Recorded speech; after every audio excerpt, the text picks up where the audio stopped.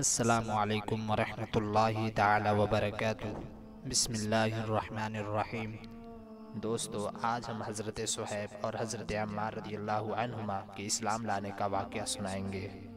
حضرت صہیب اور حضرت عمار رضی اللہ عنہما دونوں اسلام لانے کی غرض سے حضور صلی اللہ علیہ وسلم کی خدمت میں حاضر ہوئے۔ نبی اکرم صلی اللہ علیہ وسلم حضرت ارقم رضی اللہ عنہ کے مکان پر تشریف فرما تھے کہ یہ دونوں حضرات علیحدہ علیحدہ حاضر خدمت ہوئے اور مکان کے دروازوں پر دونوں اتفاقیہ اکٹھے ہو گئے۔ ہر ایک نے دوسرے کی غرض معلوم کی تو ایک ہی نکلی، یعنی اسلام لانا اور حضور کے فیض سے مستفید ہونا۔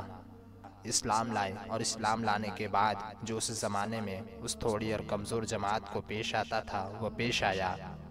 ہر طرح ستائے گئے، تکالیفیں پہنچائی گئیں۔ آخر تنگ آ کر ہجرت کا ارادہ فرمایا تو کافروں کو یہ چیز بھی گوارا نہ تھی کہ یہ لوگ کسی دوسری جگہ جا کر آرام سے زندگی بسر کریں۔ اس لیے جس کسی کی ہجرت کا حال معلوم ہوتا تھا اس کو پکڑنے کی کوشش کرتے تھے کہ تکالیف سے نجات نہ پا سکے۔ چنانچہ ان کا بھی پیچھا کیا گیا اور ایک جماعت ان کو پکڑنے کے لیے گئی۔ انہوں نے اپنا ترکش سنبھالا جس میں تیر تھے۔ حضرت صہیب نے ان لوگوں سے کہا کہ دیکھو، تمہیں معلوم ہے کہ میں تم سب سے زیادہ تیر انداز ہوں۔ جب تک میرے پاس ایک بھی تیر باقی رہے گا تم لوگ ہمارے نزدیک نہ آ سکو گے، اور جب تیر ختم ہو گئے تو میں تلوار سے مقابلہ کروں گا، یہاں تک کہ تلوار بھی نہ رہی۔ اس وقت تم جو چاہو کرنا۔ اگر تم چاہو تو میں اپنی جان کے بدلے میں اپنے مال کا پتہ بتلا سکتا ہوں جو مکہ میں ہے۔ اس پر وہ لوگ راضی ہو گئے اور حضرت صہیب رضی اللہ عنہ نے اپنے مال کا پتہ بتا کر اپنی جان چھڑائی اور پھر حضور صلی اللہ علیہ وسلم کی خدمت میں پہنچ گئے۔ حضور اقدس صلی اللہ علیہ وسلم اس وقت مسجد قباء میں تشریف فرما تھے۔ ان کو دیکھ کر فرمایا کہ نفع کی تجارت کی۔ صحابہ کرام رضی اللہ علیہ مجمعین کو اپنی جان و مال اور دنیا کی ہر چیز سے زیادہ اسلام عزیز تھا۔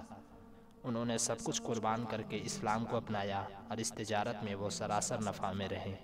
ایک نصرانی پہلوان کا قصہ سماعت فرمائے۔ حضرت فاروق اعظم رضی اللہ عنہ جب تخت خلافت پر صدر نشین ہوئے تو آپ کی خلافت کا چرچا اور آپ کی شان و شوکت کی دھوم مشرق سے مغرب تک پہنچی۔ جس وقت بادشاہ ہرقل نے آپ کا ذکر سنا تو بڑا بے چین ہوا اور ایک نصرانی پہلوان کو انعام کا لالچ دے کر حضرت عمر کو شہید کر دینے کے لیے آمادہ کیا اور اس سے کہا کہ تو مدینے جا کر اگر عمر کو قتل کرائے گا تو تجھے بہت سا مال و دولت دیا جائے گا۔ یہ حکم سن کر وہ نصرانی پہلوان مدینہ کی طرف روانہ ہوا۔ جب مدینہ کے قریب پہنچا تو اسے پتہ چلا مسلمانوں کا امیر عمر فاروق بیوہ اور یتیم بچوں کی زمین اور باغات وغیرہ کے ملاحظہ کے لیے باغ میں تشریف لے گیا ہے۔ یہ نصرانی پہلوان اس باغ میں پہنچا اور حضرت عمر کو دیکھ کر ایک گنجان سے درخت پر چڑھ گیا۔ کچھ دیر کے بعد اتفاق سے حضرت عمر بھی اس درخت کے نیچے تشریف لائے اور زمین پر بیٹھ گئے، اور زمین پر بیٹھ کر ہاتھ کا تکیہ بنا کر لیٹے اور بغیر بچھونے بغیر تکیہ سو گئے۔ آپ کو سوتا پا کر وہ نصرانی پہلوان درخت سے نیچے اترا اور بہت جلدی آپ کے قتل کا ارادہ کیا۔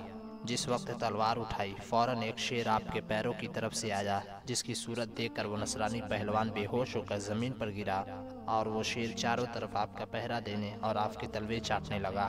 اس نصرانی کے گرنے سے حضرت عمر بیدار ہوئے۔ جب آپ کی آنکھ کھل گئی شیر غائب ہو گیا۔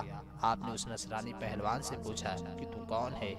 نصرانی بولا، جناب آپ کا رتبہ اللہ تعالیٰ نے بڑا بلند کیا ہے۔ میں بے وقوف آپ کو شہید کرنے کے ارادے سے یہاں تک آیا تھا، لیکن جب آپ سوئے تو جنگل سے شیر آپ کی حفاظت کے لیے آ گیا۔ یہ سن کر حضرت عمر نے چاروں طرف دیکھ کر فرمایا کہ یہاں تو کوئی شیر نظر نہیں آتا، وہ شیر کدھر چلا گیا؟ اتنے میں حاطب سے آواز آئی، اے عمر، تم ہمارے دین کی حفاظت کرتا ہے، ہم تیرے دشمنوں سے تیری حفاظت کریں گے۔ یہ غیبی آواز سن کر نصرانی پہلوان اور بھی حیران ہوا اور آپ کے ہاتھوں کو بوسہ دے کر عرض کیا، حضرت جنگل کا شیر آپ کا پہرا دیتے ہیں اور آسمان کے فرشتے آپ کی تعریف کرتے ہیں، پھر آپ کے ہاتھ پر لا الہ الا اللہ محمد الرسول اللہ پڑھ کر میں مسلمان کیوں نہ ہوں؟ یہ کہہ کر وہ نصرانی مسلمان ہو گیا۔